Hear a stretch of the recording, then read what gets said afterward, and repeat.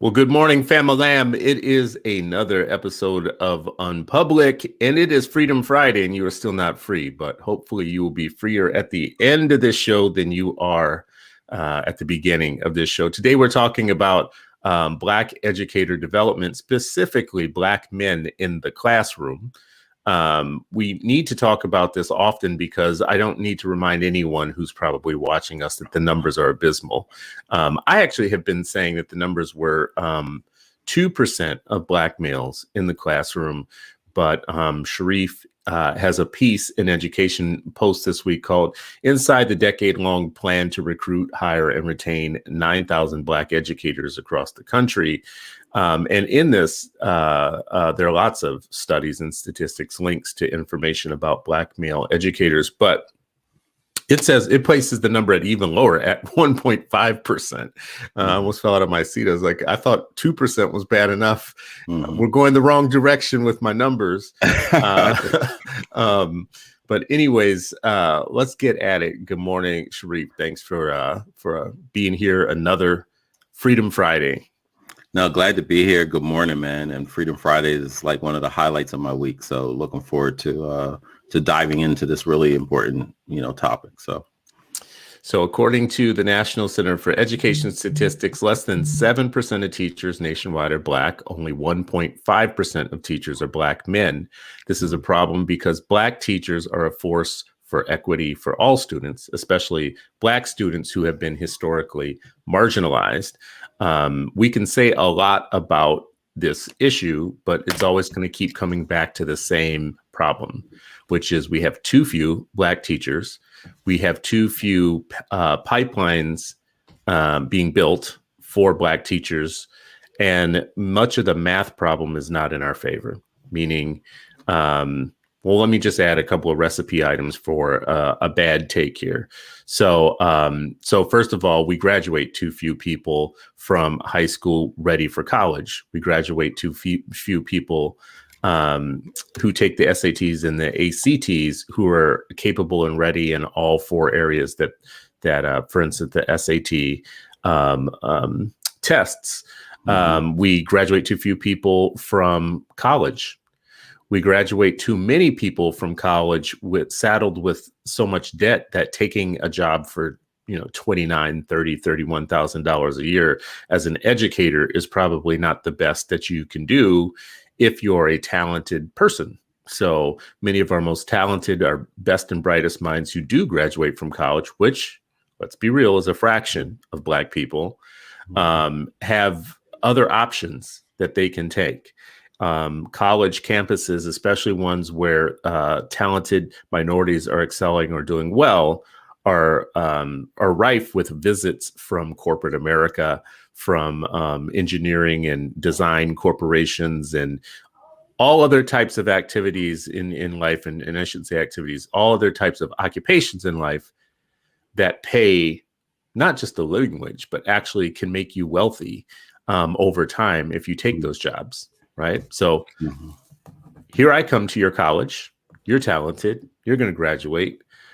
Person A says you can do something that changes lives for millions. You can be a teacher. And over your years, you will change thousands of lives. Now, we're going to pay you $31,000 a year. It's going to be the hardest job you've ever had in your life. You're going to go to bed many nights wondering whether you're succeeding or failing. And you're going to be stressed out a lot. But boy, won't it be great to know that you're making a change. The other person says, like, listen, you're going to make a good salary. You're going to have a 401k.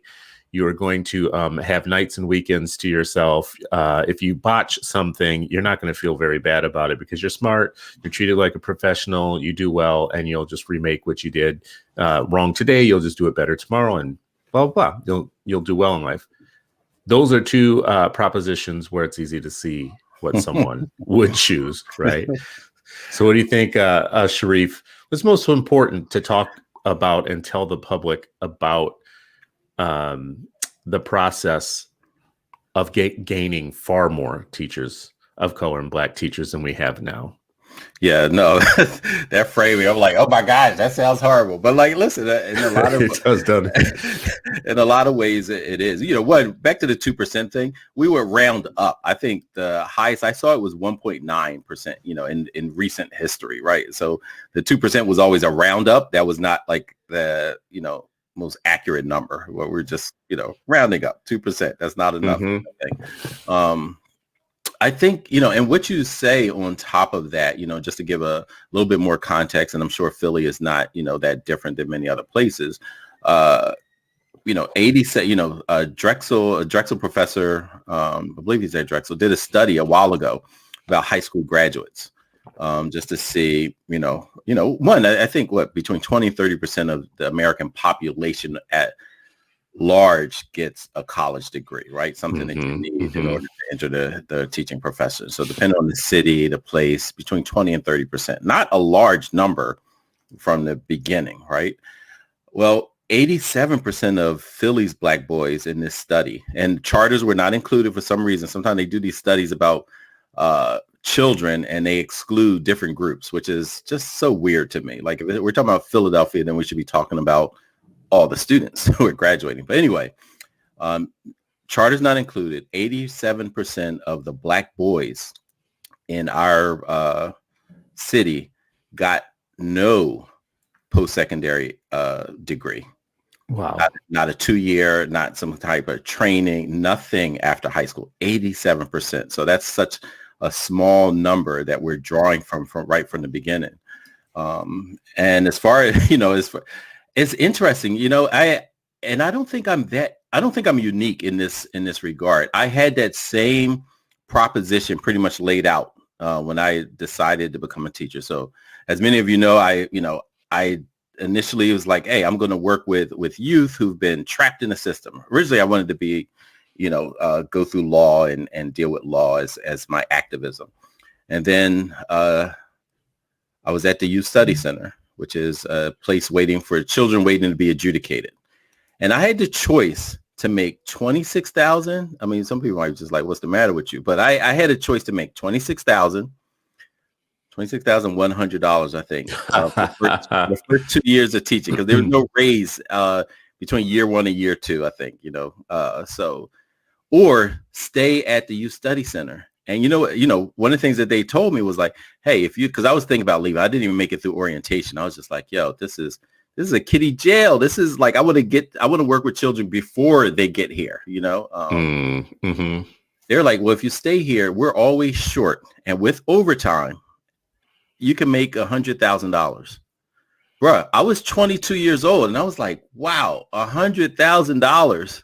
To work here with overtime money. So you'd be working hard, you double shift, all that stuff. But they're like, this is routine for folks because they never quite had enough people. I think they probably still don't have enough people in the Youth Study Center. I chose the $26,000 job, man. You did. I did. I left to become a teacher. And I think, and my reasons were, I that was my passion. Like, that's what I was going to be happiest doing. That's what I felt like I would have the larger impact. That was what I just found motivating. Like every morning I would wake up, I just didn't feel, and some people don't need that type of motivation. Like, oh, why, what's my reason? What's my why? It's like, yo, I paid my bills. I'm comfortable. I'm working hard, but I got receipt, a different type of receipt. I was looking for another type of receipt. And so I made that choice. I left voluntarily when Dr. Martin Ryder explained how, hey, you want to be an activist, young man, educational justice and racial justice are intertwined, and the purest form of activism that you're looking for is teaching Black children well, leading a classroom. Yo, man, I got pumped, man. And I was like, you know what, sign me up. And it's interesting. We see so many youth who are activists. One, we see career changers who may have taken the $100,000 job. And then later they say, I feel so unfulfilled. I have a void. And they start, you see them mentoring, supporting on the side, being adjacent to the buildings. But we used to say, we used to have this Why I Teach tour, through the fellowship. And we'd visit high schools and some of them were just like, hey, you know what? I don't know if I want to do that. Not because of the money, initially. It was just because of all the other issues. But when we talked No, about, no, go ahead. well, I'd like to see some statistics on a few other low-paying community serving fields, though.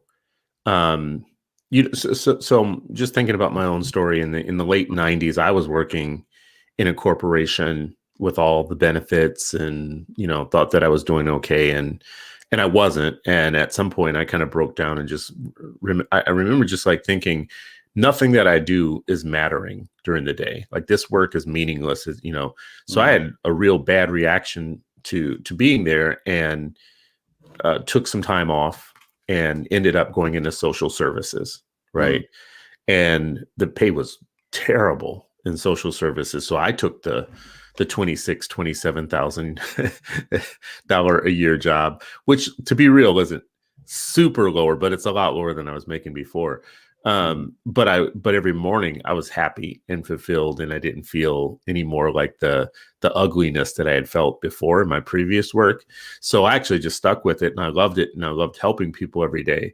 But I'm only bringing that up to say, not to tell my story, I'm only bringing it up to say that in nonprofits, the pay is infamously bad, but people of color are everywhere, right? Like people of color in nonprofit work is astounding, and the pay isn't great. And you have some people with master's degrees or whatnot doing social work, which really doesn't pay very well or whatnot. So I wonder about the difference in being able to recruit into highly fulfilling community service work that doesn't pay well for educated and talented people in the nonprofit sector versus school districts, and teaching has a tough time. I wonder if that's just the nature of it's a mismatch for a lot of people. I can't be with kids every day, or I can't, like, teaching is just not my thing. I wonder why it's so hard to attract in one form of low paying, fulfilling work versus nonprofit stuff. Yeah, no, I mean, you're absolutely right. I mean, one of the things that we took a look at years ago with the fellowship, I had a young economics student from Penn, who was helping us out, and just because she was actually super curious about it too. There are a whole lot of, when people say like, oh, compared to engineers, like, you have to be more specific. Engineering field is pretty vast, a whole lot of different types of engineers. That's a whole lot of engineers starting salary is in the 40s, just like teaching in Philadelphia starts in the 40s, right? Like 46. Oh, wow. 47. I didn't know that. Really? Yeah. Wow. Okay. Yeah. So, I mean, a lot of times people, there's this pushback, like, well, suppose, you're telling them to become teachers. And first of all, I'm not telling anybody, like, we're sharing them. We're inviting them, because I wasn't invited. The 17 brothers from the fellowship were not invited. Like, we're just committed early. Hey, let's have a conversation with our high school students, and we're gonna support them in whatever it is that they want to do, because there's still too many first in everything. First black person first black woman going to this space shuttle. All this stuff is too many first to be 2021. But there are a lot of fields, as you said, that have similar pay. One, in this, in this country, you servicing the people, your salary is likely going to be lower than if you were doing something else, right? And besides very particular situations. But we can't assume every time somebody goes into engineering, they are doing the deep electrical and mechanical work at some gas company or something like that. A lot of engineers started for it, and as you said, a lot of other fields. But when we talk to students about becoming a teacher, it is funny because two things that they usually say: they don't talk about the pay that much, and I don't know if that's because they're just not 100% sure how much it is or things like that. But things that they see, one of the things that the high school kids tell us is like, kids get on my nerves. Like, they can't see them teaching themselves and their peers.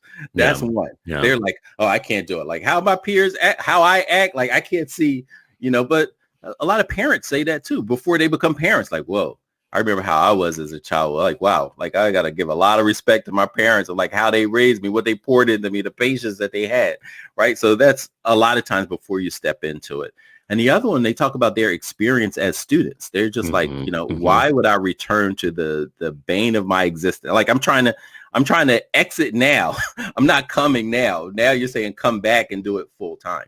Right. But I think the economics of it all is a role, but that's not the number one reason people say they won't enter. And it's not the number one reason why people leave it either. No, what I've read is that the number one reason that teachers of color leave. I've read two reasons. One reason that is that they don't feel like they can change very much. So they don't feel like they have enough autonomy or ability to make changes in the system, and the system gets frustrating to them. And then the second piece is not being seen as equal or the same as white educators, but seen as the disciplinarian, the dean, the person who has to come in and do heavy stuff. I would say from my own background, my own childhood and being in different types of schools, I can say this much. If I had only been in the ghetto schools that I was in, I would have never thought about teaching as a credible occupation, period, because I never would have wanted to be the raggedy ass teachers that I had in my raggedy ass schools that I was in.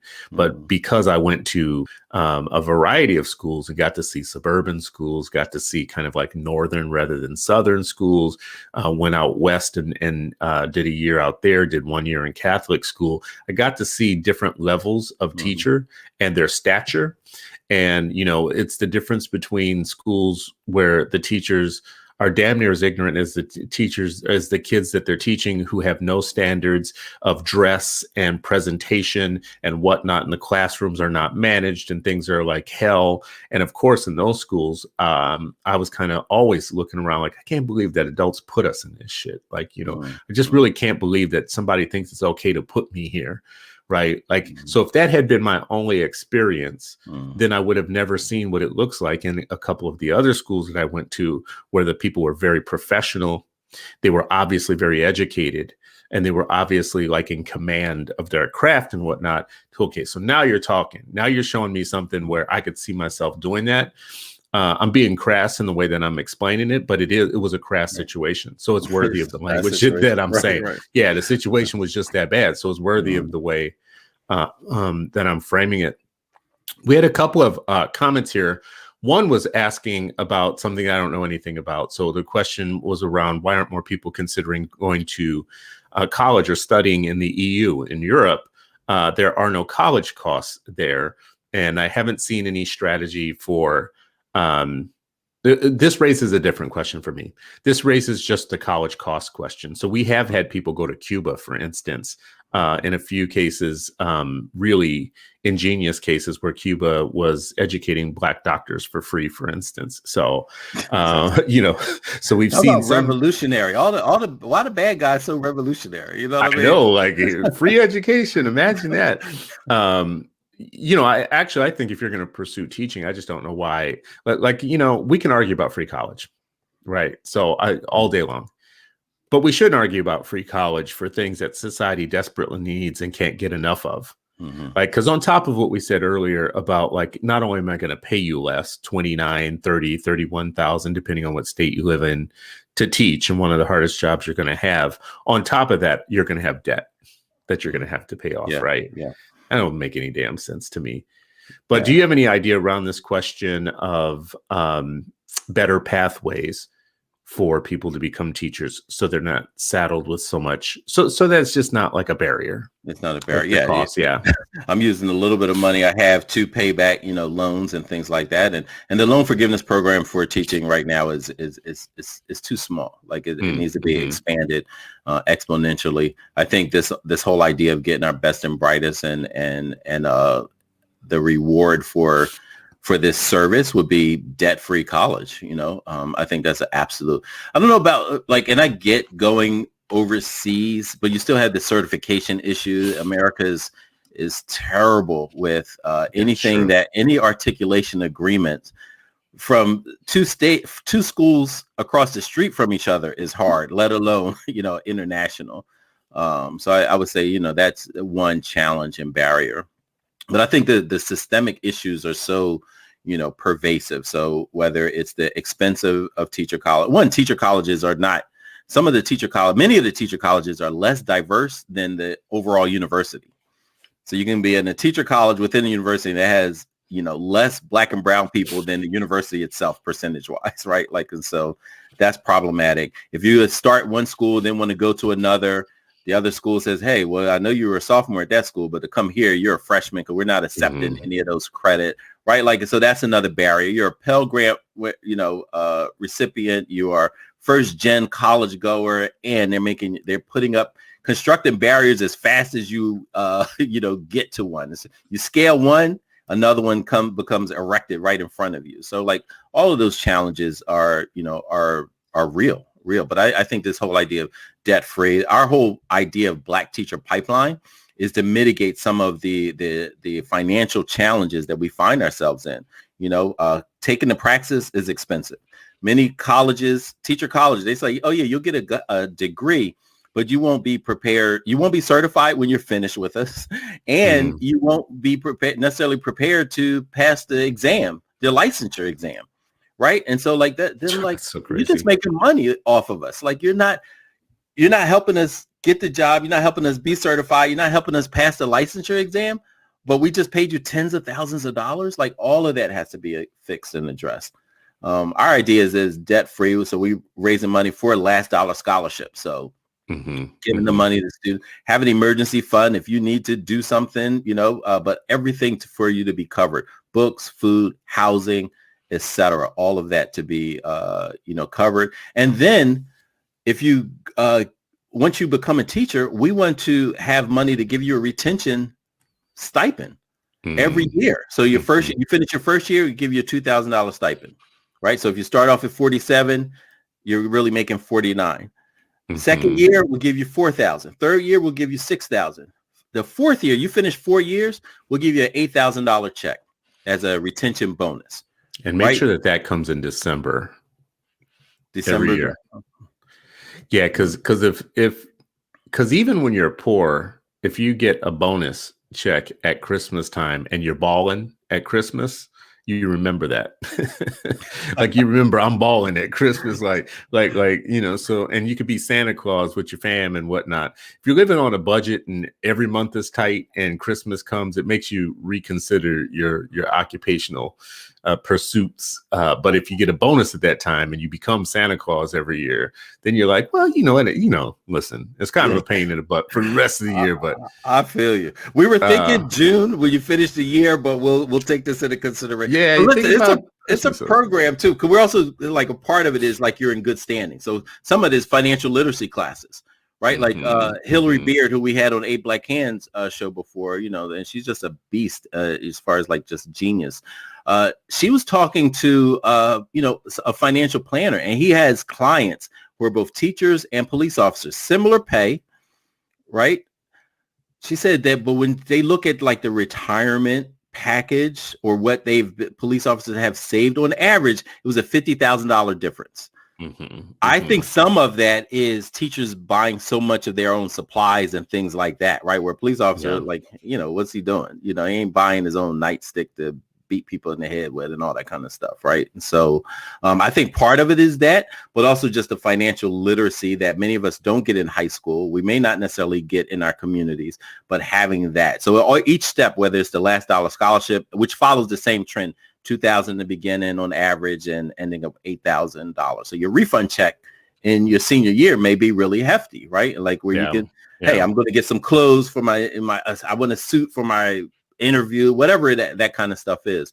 But I have a tough line on this one too, by the way, Sharif, about this spending your own money. So there's lots of things I can say about teachers spending their own money, but there's nowhere in the United States that's so poor that parents can't chip in something. And I'm sick of this kind of like this pretense that we have like third world conditions in some of the United States. We are the fattest group of poor people ever in the world. And the idea that any community can't provide nickels or pennies or dimes or dollars. I've seen some of the poorest schools, actually the first day of school, parents show up with a few things from Target, like, Kleenex and hand wipes, sanitizer, those types of things.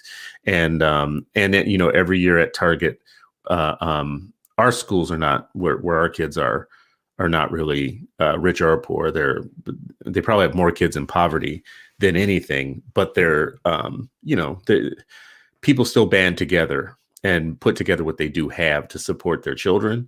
So teachers buying their own things, spending, I think I heard it was like $600 on average a year, is a choice. It feels like a choice for one, because $600 isn't a ton of money to spend, throughout the years, unless you're like saying, you know what, I want these kind of markers rather than these kind. I have a project I want to do or whatnot. But I still don't think that we get notices sent home all the time about what schools need, and I just always feel like people take the public education system for granted.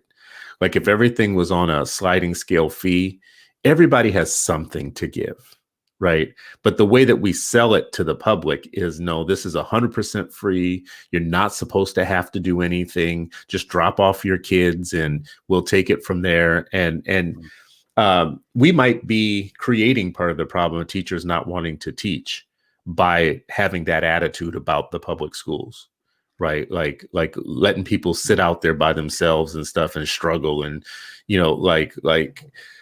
I've heard lots of complaints from teachers, right? Like about the reason that they leave school A and go to the better off schools is because of the parent support that they get, right? That's one of the chief complaints I've heard from teachers, why they don't stay in certain schools. And it's not just based on income, because sometimes they'll go from one low income school to another low income school with a better reputation of community support, right? There are literally some schools that are out there like on their own, like literally on their own. There are other low income schools that have, and maybe it's the district doing a better job of developing community around a school over time, or pedigree around a school, and not just shutting down schools left and right all the time and rejiggering everything to the point where you mess up all the relationships. But anyways, that was kind of a long-winded point around if we want teachers and we want better teachers and we want them to stick around, the tradition in the Black community used to be that we took care of our teachers. Even when the pay wasn't great, the Black community took care of their own teachers. That's the tradition. Yeah. I mean, I think, and don't forget, a lot of people being overweight has to do with nutrition, not how much they eat. So you can be poor and overweight because, you may not have access to high quality. You can be poor food. and overweight in the United States. There's places in the world where the nutrition is as such that you can't be poor and overweight. That's a phenomenon of the first world. As a matter of fact, I will agree with you in this way. Every time the first world colonizes a place, the people get fatter, right? And start dying, as a matter of fact. Not just get fatter, but they start dying of things that they've never had before. Diseases that they've never had, diabetes and all kinds of stuff. Traditionally, right? Yeah. Yeah, it's all that processed. We have a processed poverty in the United States, processed foods, synthetic situations that detach people from their culture and their heritage, that kept them healthy for thousands of years. So anyways, I've taken that to a different place. Yeah, but I do wonder how much you think about like the fact that we can't just build structures if we want great teachers. We also have to build community around the idea of keeping good teachers in our communities. Yeah. So, I would challenge a little bit the idea that many of the teachers are doing, buying their own supplies out of just pure, I want excess.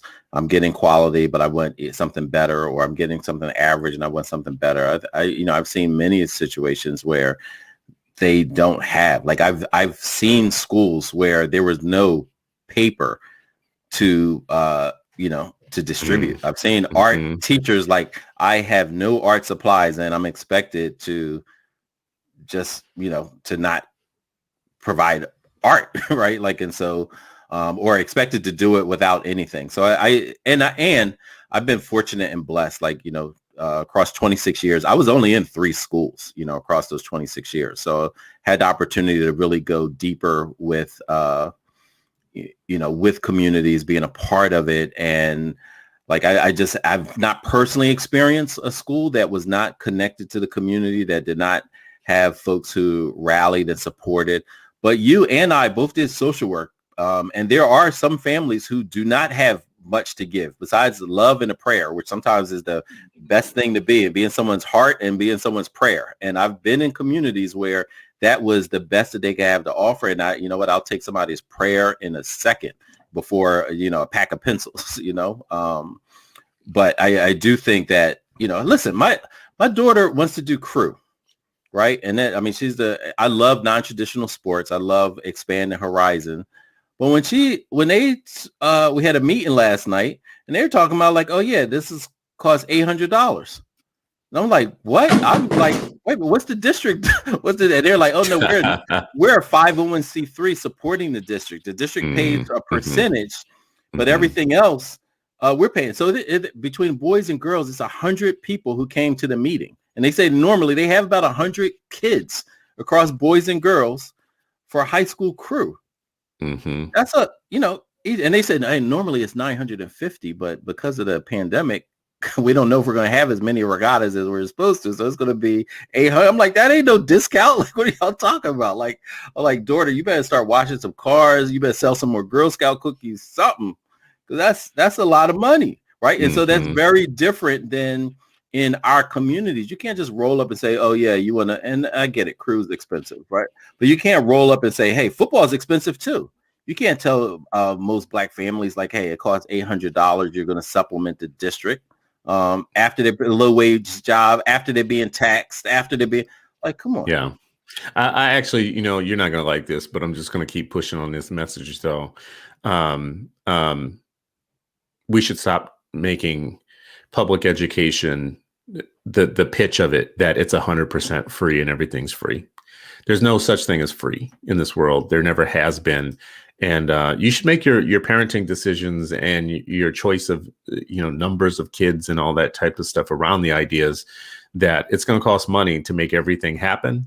And we can't keep actually trying to make poor schools compete with rich schools if we ignore the fact that resources is an issue and a problem. And one of the resources is parent power. And I don't just mean parents giving money. I mean parents like manning the station at certain things or whatnot. When you say both of us have worked in social services, what I recognized in social services is that many of the people that I worked with, the families that I worked with, were not the stereotype of poor people. They didn't have tons of money. They didn't have tons of food. They didn't have tons of anything. As a matter of fact, it would break your heart to see what they actually had in life, but they weren't some monolith who were just like so broken down and so poor that they couldn't support their community. Matter of fact, many of them, they had time that they were giving to things. They would show up. They were the most reliable on certain things that we were trying to do in the community. And when they would show up, they would bring advocates, right? Fiercest advocates. They would bring organization with them sometimes. Like, I mean, I had so many situations in social services where parents or families that were working with us on different things would push me out the way and say, Chris, I got this. Like you don't know what you're doing with this. Let me do this piece or whatnot. So it wasn't like I was bringing anything to them. I was helping and facilitating in life, but they were teaching me as much as I was teaching them.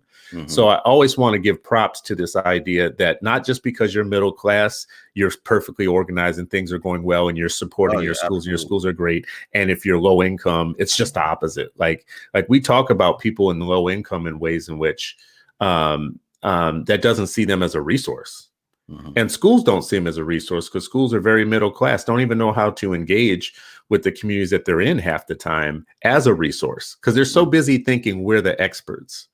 We have it all like figured out. And everybody else is operating from a deficit. Right. And I worry that teachers bring that into the community sometimes too. Maybe teachers would get more support from the communities that they're in if they had a different relationship with the communities that they're in. I think we all could do more.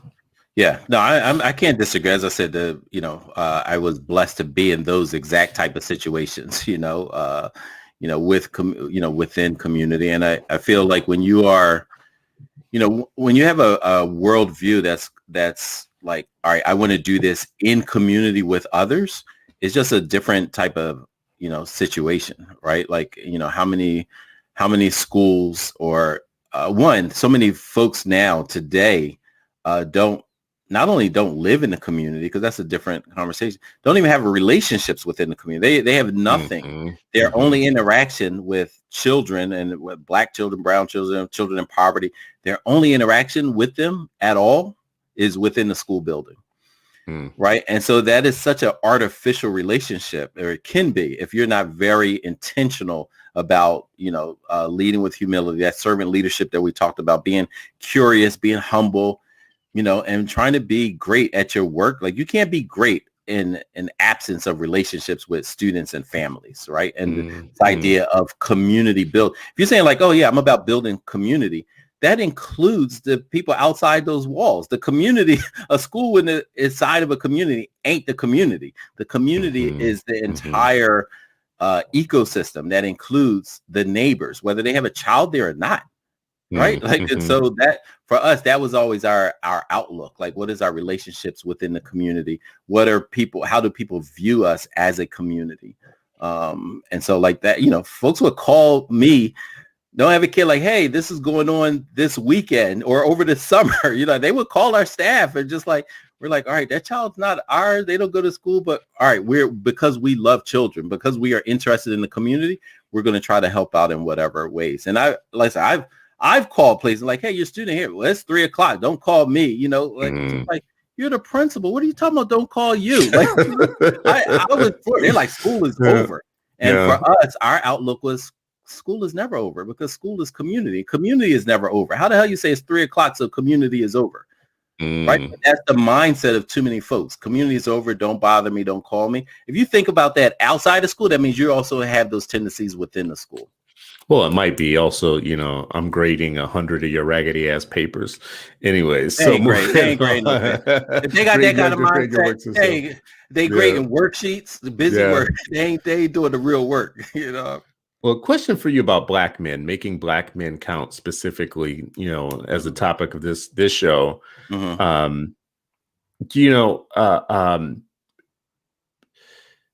The way that we treat Black boys in schools, to me, starts the thinking that a Black male has about schools. That's where it starts. It starts with their own experience as a being within a system, and then you want to offer them something in that system later on. I would love to hear what you think about how young we go in terms of our thinking about the pipeline to teaching and to education. Like, how far, of course, is like high school too late to start introducing to young people the idea that you can make a big difference in the world as a Black male teaching? And then, I also had a question for you around when you think about Black males in the classroom, the importance and the value of them. Is the importance of the value just as a role model, or just to be seen so that people see that it's possible?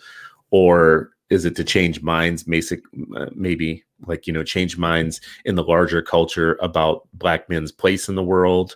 Or is it just that they might be really good teachers? They just can teach, or is it all of the above? That's kind of a compound question. It's kind of like, a little bit all over the map. But I wonder if people get the idea, like when we're saying it's important for Black male teachers, if they understand what is the real importance, like how, like, we all agree, but like in what way is it important that we have Black males in the classroom? Yeah. So I feel like I asked you like 3 questions. So let's start with the first one. I jotted. The first one was like how early, right? And I think as early as you can start having conversations about careers. My youngest daughters are 5 and 7, and we've spoken about education and the importance of education and important role of a teacher, right? And so, I think that could be early on, and I think I shared this on the show before, at the fellowship, 17 Black men, all successful in our role from all over the country, but we were all working in Philadelphia.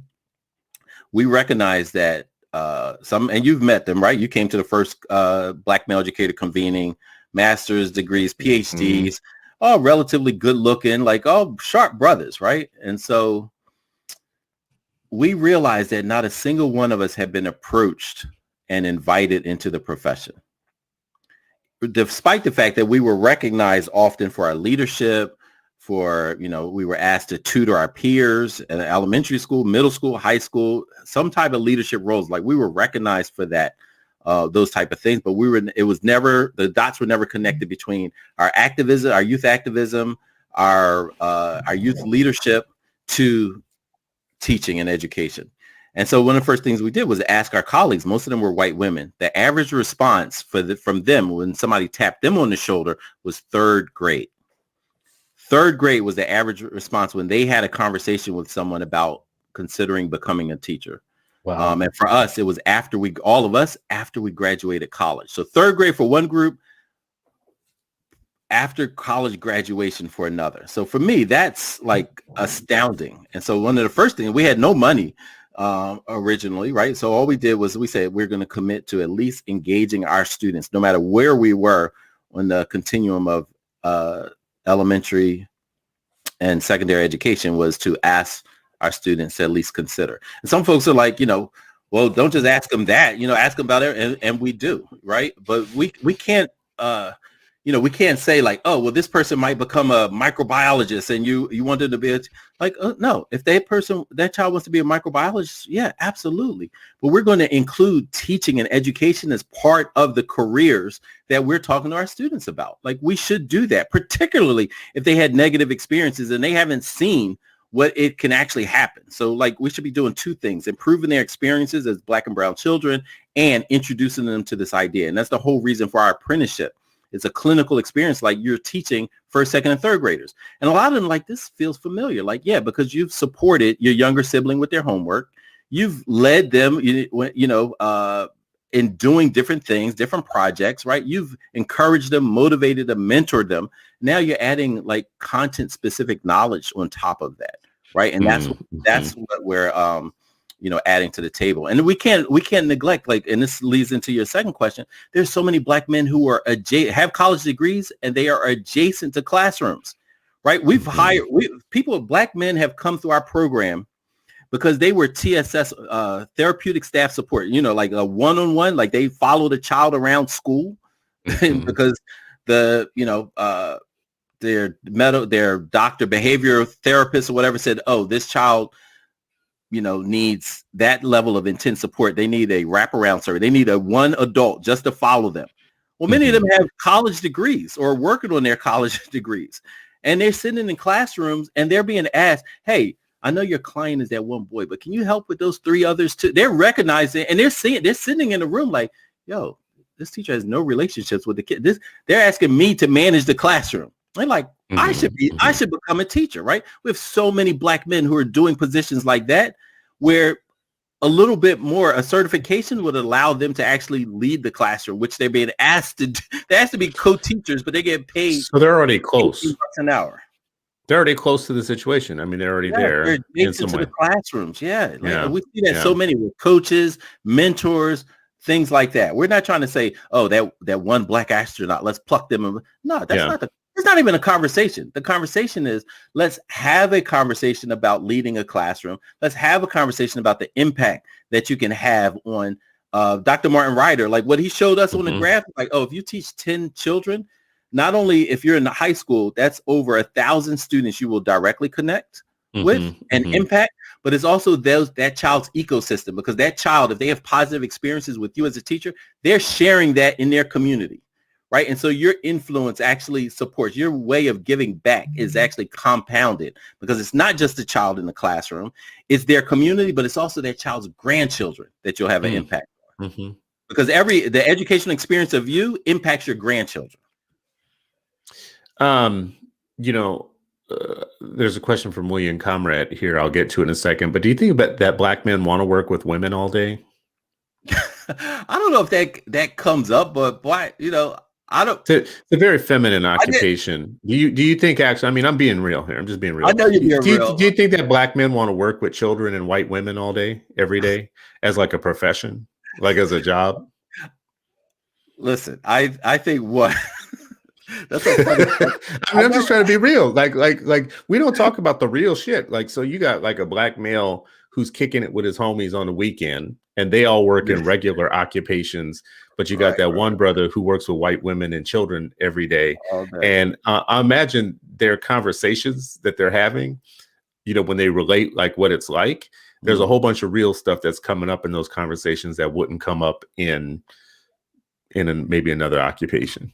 Yeah, you know what? I'm sure it comes. I can just say I was trying to replay like when I was entering the profession. If that didn't cross my mind, one, because I didn't even know that it was so white. Like I didn't know that Pennsylvania 96% of teachers were white. Like so that never crossed my mind. Working with children, like yeah, I was absolutely excited to work with children, right? I was like, oh, this is the youth. This is the next generation. In that Freedom School model, like, oh, I'm training my replacement, like the next generation. right? Like that level of investment. And, you know, I think we're born and raised in an activist community, like working with children and youth, like, yeah. And I do think like finding your right fit, like, I don't think I would, you know, when I thought I was going to be interested in teaching, I applied to be a substitute teacher, and I was assigned to kindergarten and first grade. I was not on the right seat on the right bus. Like that was not my shout out to the early ed teachers. Yeah. Like that was not my thing. Middle school, high school, like, oh, I loved it. Like absolutely I wanted to. I've said this to you before. I only would teach kindergarten. That's the only grade that I would teach. And as somebody who's visited many, many schools, I can tell you with certainty, that's the only grade that I would teach. So I wouldn't have a problem working with kids all day. But, you know, to my question, I would keep pushing on this is. No, I think that's a great question. Like you can feel like you're under surveillance constantly in that situation, or that you're having to change your behavior or moderate, you know, like you don't want to be seen as the black brute, the black guy who, you know, and then people cry or at the times, token, or the token, like, or the token. Yeah, we got a black guy at our school. You know, how many black men are there? Only black men in their school.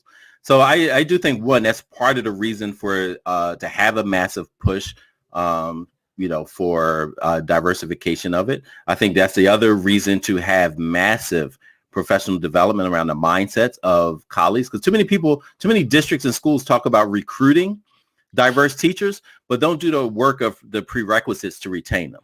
Right. If you're recruiting young black teachers, young brown teachers into a hostile work environment, because you haven't even contemplated that, hey, we might be racist AF, right? Like, you know what I mean? Like never even, because we're teachers, we're educated. I'm a principal. Of course I can't be racist. I signed up to work with these black and brown children. Right. So that mindset is pervasive. Right. And there are people who are like, I don't need to work on my mindset. I teach black children. Right. Yeah. Like I can't be racist. You know, I have a mixed child. Or I can't be racist because I work in the communities that are black and brown. Right. Like that. No, it takes more than just being there. And so the prerequisites is absolutely crucial. And what Dr. Johnson said is true. Like having more boys Latins, you know, having more opportunities for those spaces, having more Black-led, Black-founded schools, charter, private, or whatever, is absolutely crucial, so that you can find what is the right seat on the right bus. Like all my schools that I worked at were predominantly Black and with some brown. And I loved working there, right? And so you got to find, you know, where you think you will be best served. And the people that are there have to do the work. It's not just, you ain't on a safari just hunting for, you know, the one, I'm just looking for this one particular thing for my trophy case. Like that's not how it should be. Recruitment for teachers should be looked at. Yeah. So, you know, I think nationally, if we talk about the big number, only 1.5% of teachers are black males, for instance, 87 or 80+% are white and mostly female teachers. We talk a lot of different, we don't, I think, pay attention to the long-term sociological and historical kind of relationship between the black male and the white woman when there's a power imbalance, like when one has the power over the other. Like that's a long-standing relationship. So when you have teacher A paired white woman teacher, white woman or white girl student, that's one relationship. White woman teacher and white male student, that's a different relationship. Like each of these have a familial, like a family, like structure of where it's plausible to a young white male that this is my aunt, this is my mom, this is my sister, my brother's girlfriend, whatever. Like there's a way of relating that still makes sense. It's plausible. Familiarity, to that child. Right? Yeah, to that child, that's still plausible. And then, you know, you start branching out a little bit. White woman teacher, Latino student, white woman teacher, Latino male versus female. And then the relationships start getting more complicated. By the time you get to white woman teacher, white or black male student. Okay, now that's that is a relationship rife. That's the mistress of the house, the imperial mother, and the young black child in an oppressive system, of which that white woman plays a part in the oppressive system. We don't get underneath the hood of that enough. right? Mhm. Because what Mhm. I'm saying right now for a lot of people would be flying over their head, and they don't even care about what I'm saying in this one way. No, it But you're shouldn't. It asking should not that fall over boy their head. at some point, you're asking that boy who has been over policed, over managed, by the system and by that teacher, and wrongly punished oftentimes, more harshly punished oftentimes, and made to feel that anything they do that looks like power is a problem. So you've problemized this child. So if this child exerts themselves, it's different than when white child exerts themselves or whatever. So then that child gets to be about, 18, 19, 20 years old, and you want to start peppering them with ideas of maybe you should be a teacher. Really? I should. So you want to take me back to all the educational trauma that I've had, in my life, and make me go do that when other people are offering me a good salary, a good job, a good life, that I don't have to work with y'all no more. I'm being the devil's advocate to your plan here. No, Sharif, it's an angel advocate because it's absolutely crucial. Like when Chris Emden talks about like, recruiting some black youth, particularly black boys, to teach, it's like inviting them back to the scene of a crime, right? Against them, that kind of experience. At the center, we often talk about the mental health of black teachers, right? And like, what does it mean to be in a space that as you're working, you may see how black children that look like you are being treated, and it triggers you. All the negative, experiences that you had, and you see that happening, right? When you talk about black teachers leaving and the attrition rate, where sometimes they say like, I can't, not only I can't change, you're not listening to me. I was actually in that seat, and I'm telling you, there's a better way to do it, but you're not listening. You feel like you know better because you got a nice, pretty Excel sheet. I'm telling you, I have real lived experiences. And couple on top of all of this, right? Like not just those experiences, because one of the things that seemed to resonate with our youth was like, you know what? If you had those negative experiences, consider becoming the teacher that you wish you had and knew you needed. Consider that for one. That seemed to really resonate with a lot of youth, even if they had negative experiences. The other conversation that seemed to resonate when we were having these Why I Teach tours and continues as we're having these, this teacher apprenticeship through the Freedom Schools Literacy Academy was consider becoming the vanguards. Like, yeah, you saw the system from within. Consider and we need our own institutions. Like, that's 1A, B, and C. Part 2 is consider becoming a vanguard within the system and helping students, your younger brother and sister, your cousin, your next door neighbor, eventually your own child. Like, be that vanguard within and being part of resistance. And don't just go it alone. Let's try to help where it's 5 of you in that building standing up, and then not just a single black person, and making sure that it's the entire ecosystem. So when Terrell on the show on Citizen Ed is talking about the Black Educator Pipeline, because it's not just the teacher leading the classroom. It's that teacher supervisor too. It's the board member, it's the principal, it's the superintendent who's writing the curriculum, who's choosing the books, who's creating policy around graduation, grading, discipline, all of those things. It's an ecosystem. So even if we just have, extremely diverse teachers, but they can't make the decisions, they're getting shut down by the content chair, the department chair, the lead teacher, the leadership team, then it's not going to be as powerful as if that kind of a positive mindset about black and brown children in their communities is pervasive. We need that as pervasive in the future as anti-blackness is today. Wow. I really love this idea because this feels more doable about building up the ecosystem.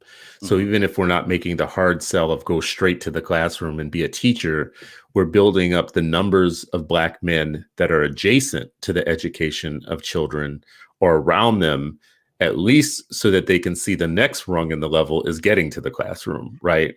For you and for your organizations, you can do a really great job of building the to the classroom pipeline or to the school pipeline, the educator pipeline.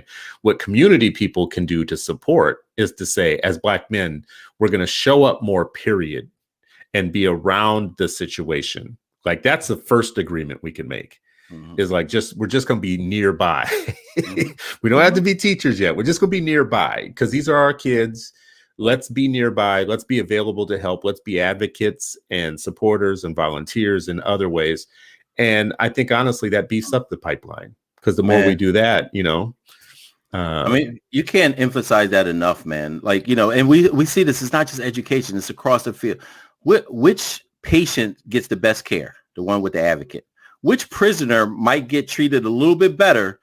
The one that gets visits, the one that has advocates, right? Like it's across the field. Like, and so that student, even if it's not your student, even if it's not your child, like that advocacy for Black children can be a powerful shield, and a powerful lever of accountability, right? You work in a barber, but all those kids come through there, like you showing up and saying you have a relationship with the parent. So have that parent, when that parent shows up, and it's not just them as, with single parent or just a family. Like we used to have families who showed up also with their pastor, because the pastor, like, he was just there doing report card. Shout out to Pastor Jones at Bible Way Baptist. He would show up. He didn't have a biological child at Shoemaker, but so many of his congregation had children and grandchildren that went there. He would sometimes just show up to activities just to be there, right? As an advocate, and as well as to send us a message, right? Like, yo, I'm part of the community. This is part of our community. This is collective work and responsibility and collective accountability, right? We can do that often, right? Because we have relationship with family. Families can bring whoever they want to the parent meeting. You can show up to an IEP meeting with other people, with your pastor, with your neighbor, with your friend, right? Because this is about community. Right. Yeah. And so that should be, and hold the schools accountable to be inviting to that type of transparency and community. Back to the earlier start, we talked about community building. That's how you build community. That's how you build trust. And that's how you get communities to ride with your school, because they are informing. Your vision is informed by them. And it ain't complicated stuff. It's stuff like, if you have the right mindset and you look at them like, yeah, these are my people, it's easy, right? It's easy to do that. But, in social services, oftentimes when you're working with a family, and the more you work with them, the more you discover who's the name of the person in your social system, your internal family system, that has a piece of the puzzle we need. It might be an uncle or a cousin or whatnot. It comes up in your case notes at times. So you'll press on it later and you'll say, like, hey, that one time you mentioned your cousin so-and-so who does such and such. Exactly. Tell me more about that, but you're working with the family, so you have the time to do that, really. I think maybe schools need to be working with social services in a way that's more close and more collaborative, for one. I always felt like the schools were disconnected from us. Like, we would be working with the families and the schools weren't asking us any questions. we were like, don't y'all want to know what's on the other side of this child? So here we go. We're going to wrap at the end of the show here. And I want to wrap with something somewhat kind of like concrete. So I have, just a couple of points in listening to you talk, where I think, like, I don't have, an answer here, but I do know that at the beginning and at the end, we'll state the same problem. 1.5% of teachers are Black males in the United States, even as the schools have become majority children who fall beneath the poverty line, and children who are of color. So the math is wrong. Let's keep saying that. In my mind, that's the point here, is the math is wrong, in that we have too few teachers of colors that are role models. We have too few Black males coming through the school system successfully with the skills that they need. Too few going into college. Too many coming out of college with debt. And too few that would see teaching as a good opportunity because of the compensation, right? If you graduate in good standing with a lot of debt, the idea that you're going to, make $31,000 a year, and you're going to have little ability to make real change in the systems that you work in, you may be pigeonholed as something that you're not. Instead of an educator, you're a disciplinarian and a dean, and you'll be a Black male in a very female occupation that prefers to neuter you rather than let you be your full self. And that's a situation that many occupations, you're not going to have to deal with that. That's a math problem. All those numbers, and there's even more numbers that I'm saying that are involved in an equation. that are wrong that we would have to fix. But a couple of things that I heard you say and that I think are important. Number one, if you want to be an advocate or you want to help this problem, we don't want to just talk about it over and over again. Show up. That's just number one. Show up. Be like the number one commitment and agreement that you can make for yourself in the beginning as a responsible Black male who wants to see substantial civic and social change for the children in your community, and you see it as your responsibility. The very first rule is participate. So that means whatever you have, wherever you are, start from there. If it's just showing up to a school board meeting, if it's just volunteering through Boys and Girls Club, or becoming a big brother in Big Brother's Big Sister, anything that starts the process of you being involved and participating, just consider that as part of responsible Black maleness. The second thing I would think is to support the Black educators that we have. If you are a Black male and you know another Black male educator, actually show interest in what they do, support them morally, spiritually, and in fellowship. Be in fellowship with them. Understand the importance of the role that they play in life, and make it your mission to make their life less thankless. Like do what you can. Say to yourself, I would never want to do what you're doing, but let me just be like your dude who's always going to support you in doing what you're doing, because I know I'm not going to do it. So would you say before everybody needs a cheering section or something? You said a nodding coalition, right? Yeah, no matter what you do, you need people behind you who are just like, yeah, just nodding, like what he said. Like not everybody has to speak. One person could be doing the job or speak, and then the community behind them could be like, yeah, nodding on them, right? Another thing that I heard you say that I think is really important is give young people leadership roles, especially young Black male students. Give them leadership roles early in their career as students. So, and I don't mean give like you're somehow empowering them or whatnot. They already have the power. They already are leaders. It's in them. Facilitate the opportunity for them to facilitate something, for them to be in charge of something and responsible for something. Create leadership in them early in life. And connect that dot to teaching and say like, hey, you know what? Connect that dot to teaching. Yeah. Like you are a natural born leader. Great job at teaching that, Yeah.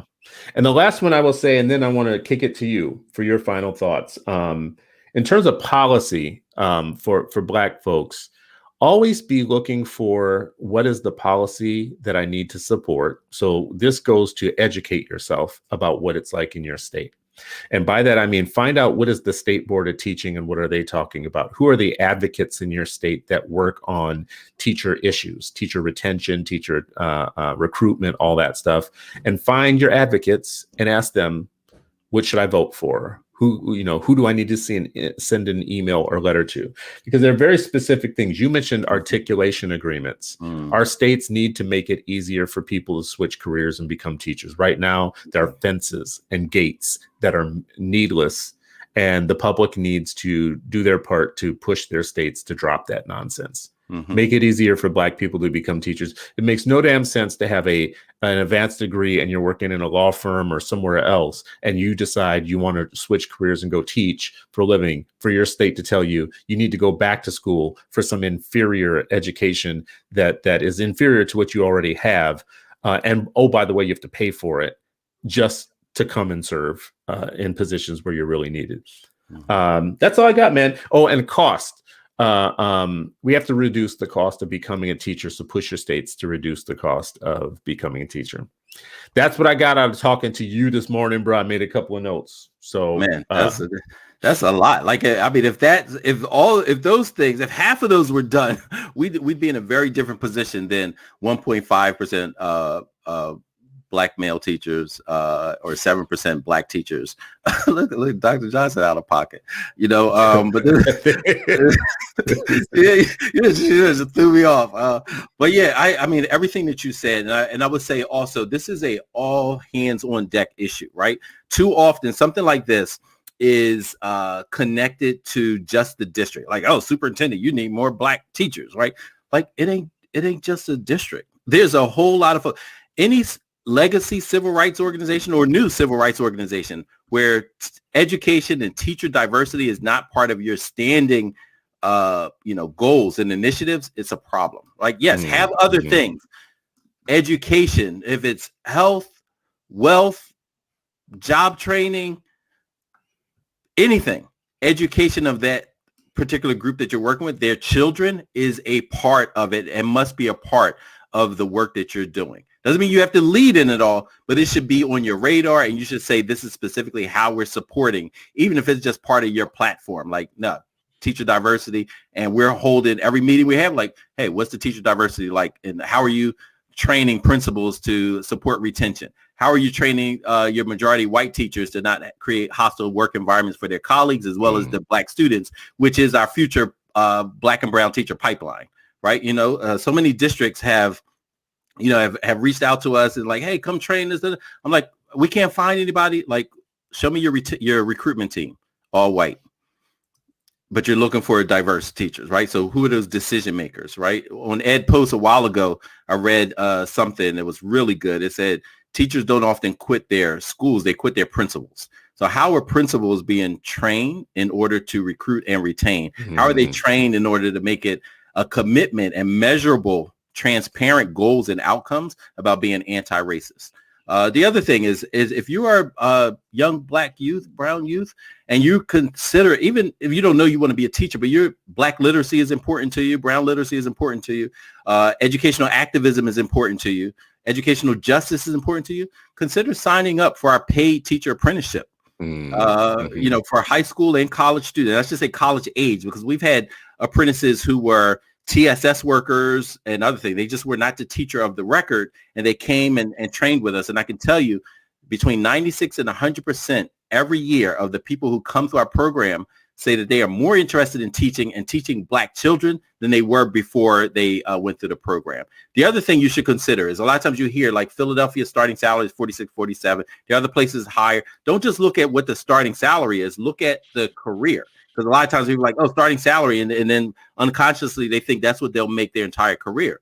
That look at the average and also look at what the pay scale is totally, right? Pay scale totally is 90. In some places, suburbs of Philadelphia is $100,000, right? And so don't just look at, oh, what am I starting with? Because there are other professions that start at that same area, but you may not necessarily, grow at that fast rate. Consider where you want to teach. Like Mikael Burrell, who's on our team, he was a master level teacher, and he went from being an associate's teacher to a master level teacher in 5 years, right? And so because that was the work that he put in, and he was in the system, talking about being on the right seat and the right button, he was within the system where he didn't have to say, year 1, I get this, year 3, I get this. It was based on effectiveness. And so there's some places that are like, no, the more effective you are, their performance-based stipends or pay that has, and I know that's a whole nother folks, because some folks, get a little itchy about that. And then we don't want no performance measures. Yeah, we don't want to, don't measure that. Don't give one teacher better than another. They're all the exact same. Like, are they really? Because every new teacher and every veteran teacher can say like, yeah, you know what? I'm going to have to do some extra work to mitigate where that kid came from, either last period or last year, or protect them for where they're going next year or next period. It ain't a teacher out there that's effective that has not thought that. So we got to stop BSing ourselves. And then lastly, I would say, and it's on this role, it's not just the districts, right? We got to look at who's teaching the teachers. And we need just as much pressure on these teacher colleges. There's a reason, everybody wants to, talk trash about alt-cert programs. They're more diverse than your teachers outside of HBCUs. So all the teacher colleges who are in these ivory towers, ebony towers, talking trash about we do the best. Here's just 3 statistics about we do the best. The vast majority of teachers, new teachers who come out of teacher colleges, say they felt unprepared to work in urban classrooms. The vast majority of them feel unprepared to plan and deliver instruction. 52%. How had tens of thousands of dollars and you are unprepared to plan and deliver instruction? And then 62% felt unprepared to teach culturally diverse students. Now, this was a very particular study on 8 teacher colleges in Pennsylvania, and it mirrors the national studies that have happened about teacher prep. So we have to apply the same pressure. It ain't just the district, right? There are also folks that are, their whole thing is to create teacher prep programs, and they're not being prepared. So I want to keep you said. Listen, I actually just want to keep pushing on us to be about us, right? Like expecting the system to change on its own is dumb. So it's not going to happen. So this needs to become part of the Black agenda, the Black ethos, right? Like anybody anywhere who's standing up saying we have a Black agenda, if this isn't on it, then your agenda is like incomplete. Like we're gonna need to help you, I like that. Yep. Yeah, add to your agenda. Again, Brother Sharif, thank you so much for another week of exciting conversation. And thank you for sharing your work and your pet issue here. I don't know that we solved all the world's problems, but good concrete information in the end. Yeah. And let me just add, we're looking right now for 50 Black college students who are interested in teaching and paid apprenticeship this summer. There's some training, and then the actually teaching first, second, and third graders will be from July 6th to August 6th. We'll have about 200 Black and brown scholars, first, second, and third graders, current kindergarten, first and second. So it'll be July 6th to August 6th. And we're looking for 75 high school students. And again, this is also a paid apprenticeship for them as well. So we're excited. And when you say we, you're talking about the Center for Black Educator Development? Exactly. Okay. You come to under us with a paid teacher apprenticeship.